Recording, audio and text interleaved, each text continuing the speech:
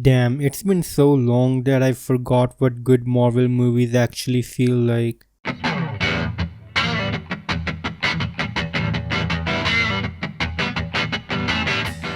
Hello everyone, this is ICABIS here and today we are going to talk about Guardians of the Galaxy Volume 3. But before we get started, don't forget to hit that like and subscribe and all the usual stuff. This movie basically kicks off with the Guardians getting attacked by Adam Warlock and Rocket getting critically injured in that fight. They try to help Rocket but are unable to help him because of a kill switch embedded in him by the High Evolutionary. To save Rocket, the Guardians have to find a code and override the kill switch on Rocket, and that's basically the whole plot of the movie. The movie has a lot of amazing set pieces and action sequences that were really fun to watch. I wasn't a big fan of the same costume that every character was wearing, but I think it might have been adapted from the comic books, which is always nice. But for me, I always appreciated the unique costumes of each individual character from the previous movies. The story has a lot of somber tone to it, which mainly comes from Rocket's past, but also good comedy from the rest of the Guardians while they are on their mission. I think the movie did an alright job of balancing the comedy and fun parts as well as the somber undertones. Now let's talk about the characters. I would say that this is a solid Rocket movie, considering this movie really dives into his past and explores him as a character. That was really fun, but it's also true that Rocket was critically injured and unconscious for the most of the movie. I would have loved to see Rocket do something other than being passed out, and considering the movie is exploring his past, but in the present he's simply knocked out. I'm not saying that he should have taken his weapons and started to fight alongside the Guardians, but I am saying that maybe he was in and out of consciousness and see how everyone was worried about him, and maybe because of this he can appreciate the Guardians as his family more. I mention this because when he is in fact healed, he doesn't really say too much to the Guardians or even say that he likes them, but I suppose maybe that is his character, he likes to stay reserved. But if there ever was a moment for him to not be reserved, this was it. This was that moment when Guardians, his family, risked their lives to save his. Anyways, moving on to other characters, I would say that this movie doesn't really focus much on Peter Quill, but I suppose the second movie was already about him, and this movie is mostly about Rocket, so that's alright. But I also wouldn't say that Quill was completely neglected. In fact, he gets a far better treatment compared to the most of Marvel's male character leads after phase 3. You know how that's possible? Well, Peter is actually competent in this movie. He's capable, he's resourceful, and most of the time he has a solid plan, and this was an actually refreshing thing to see in a Marvel movie. Peter in this movie mostly deals with the loss of Gamora and trying to perhaps reignite the same love for this new Gamora, but obviously she has never had the same experiences and is a completely different character. I would argue that she is even worse than she was in the first Guardians movie. I get that she used to work for Thanos and she wasn't exactly the most virtuous person, but she definitely feels like a prick in this movie. Nebula is a character that I really started to like recently, but she feels like an overworked mom in this movie, always taking care of the rest of the Guardians. I don't know why most of the female cast yells in this movie so much. Gamora, Mantis, and especially Nebula. They almost hinted at a bit of a romance between Nebula and Peter Quill in this movie. I don't know about you guys, but I would definitely ship these two characters. It would be a good way to establish that Gamora is really gone and Peter has to move on. Gamora even mentions in the movie that the version of Gamora Peter keeps trying to bring up sounds exactly like Nebula, which makes Peter and Nebula really awkward. Again, I don't know about you guys, but I think they might make a good couple. As for Gamora, there's not much to mention other than she's a different character and she yells a lot. Groot in this movie looks different and weird, but I think it visually shows him to be a different Groot than the Groot we saw in the first movie. Groot also uses his powers more creatively in this movie, which was really fun to see. Drax is, well, Drax in this movie, and apparently that is all you need. He has a bit of a conflict with Mantis because Drax keeps ignoring her. I haven't watched the Christmas special of the Guardians, but I think in the second movie they were hinting on the fact that Drax and Mantis are a potential couple, but that thing was not very apparent in this movie. We also get a couple of new characters in this movie like Cracklin and Cosmo the dog. They were fine, but they weren't the focus of this movie, but still they managed to make a bit of an impression. Cosmo the dog was definitely cute and most definitely a very good dog. Adam Warlock felt like he was a bit of a wasted potential, but I think he might be handled much better in future movies. I think the only reason he was in this movie was because he was set up in the second Guardians movie and James Gunn didn't really know what to do with this character anymore. I want to talk about the villain in this movie, who is High Evolutionary, and because saying High Evolutionary so many times is going to be very inconvenient for me, I am going to call him Stan. So excuse me while I talk about Stan. Stan is definitely one of the better Marvel villains in recent history. I think Marvel has really failed in the department of good villains after Thanos, but Stan definitely stands out. He is a ruthless creator of worlds and would destroy an entire world just because it wasn't up to his standards. But one thing that I disliked about Stan was that he became envious of Rocket, because Rocket was able to solve a problem that Stan couldn't, and it drove him mad that someone like Rocket, who is so beneath him, would be able to solve a problem that he couldn't.